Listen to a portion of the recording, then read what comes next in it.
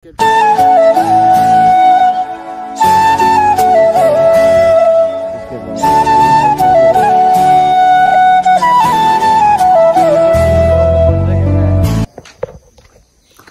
guys, फेरि welcome छ मेरो न्यू ब्लगमा। म चाहिँ बिहान हिँडिसकेँ। अहिले चाहिँ 7 बजिसकेछ हैन। अहिले चाहिँ म स्केट पार्क जाँदैछु। बाटो यहाँबाट धेरै टाइम लाग्दैन स्केट पार्क पुग्नको लागि चाहिँ कति 3 मिनेट जति लाग्छ। यस्तै हो। अनि उता माथिको बाटो पनि जान सकिन्छ, तर म चाहिँ यही तलको बाटो आएको है। सो गाइस, म चाहिँ अब स्केट पार्क आउन पनि लागिसक्यो हैन। नजिकै छ अब स्केट पार्क आउन लागिसक्यो।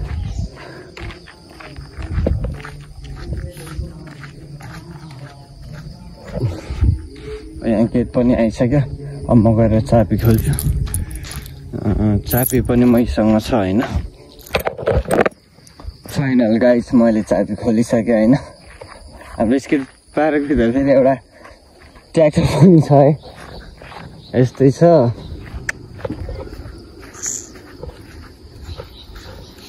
यही हो लास्ट औडा ठुलो छ भनेको हाम्रो स्केट पार्क पनि। लास्टै ठुलो छ है गाइस हाम्रो स्टे यता पनि। अब हामीले चाहिँ बिहान आएर जहिले यो बत्ती निभाउनु पर्छ क्या न त त्यो गाउँपालिकाको मान्छेले हाम्रो लास्टै घर चाहिँ गाउँपालिकाबाटको हो, तर हामीले निभाउनु पर्छ।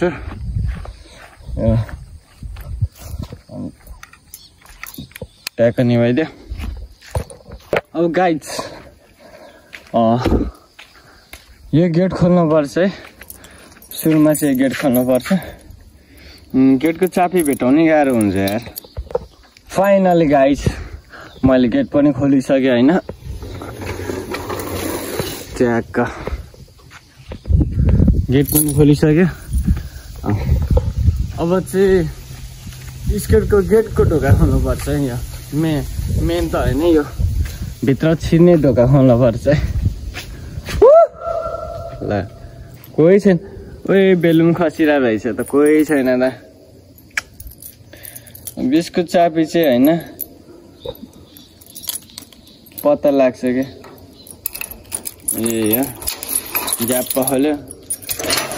ज्याप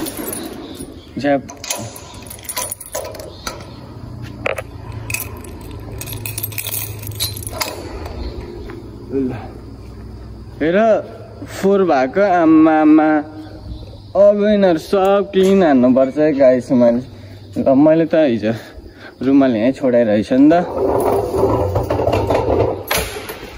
ओके गाइस, आजको भ्लग यति नै। अब नेक्स्ट भ्लगमा भेटौँला है। सबैलाई बाई बाई।